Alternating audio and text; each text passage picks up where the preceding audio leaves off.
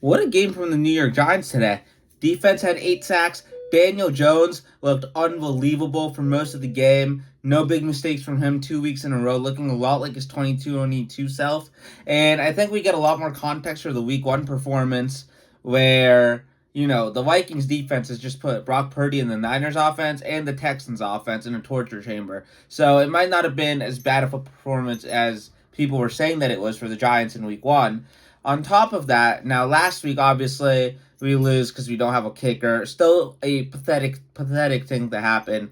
But, insane bounce back. You still had a missed kick. It still looked like a game that the Giants would blow towards the end of the second half, with Cleveland scoring a couple of times, us missing a field goal, just weird things happening. The Darius Slayton drop, slightly missed throw by Daniel, stuff like that. And then there was a drive which ended because Malik Neighbors and Wan'Dale Robinson dropped a pass. But overall, obviously, Malik Neighbors seems to be a star. I think him and Marvin Harrison Jr. are the co-favorites to win Offensive Rookie of the Year in my book right now. I personally would obviously give the edge to Malik Neighbors because I'm biased.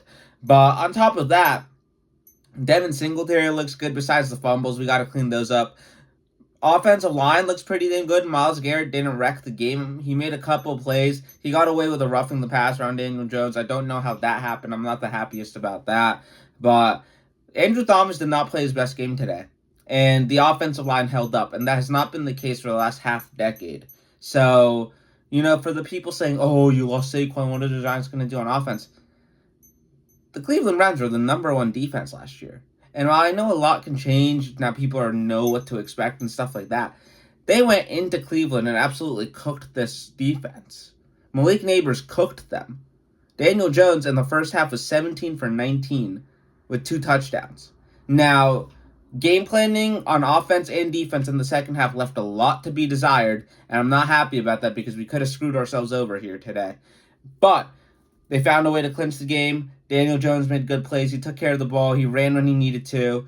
The offensive weapons are looking like weapons. It looks to be a complete game, a complete team, and this is probably the most complete game that the Giants have played in a really, really long time. The defense was lights out for most of the day. Offense was putting together chunk play after chunk play. The start was awful.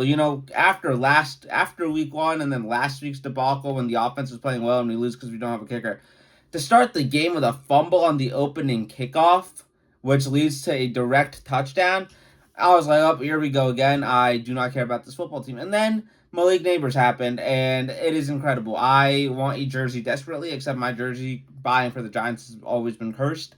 So I'm going to not do that yet. I bought a Odell jersey, and he got traded 2 weeks later. So I will not be doing that. But what a great game for the Giants. What a bounce back game for the Giants. Now they play Dallas on Thursday night at home. That's going to be the real test to see what can happen as Kirk Cousins just throws an interception to the Chiefs.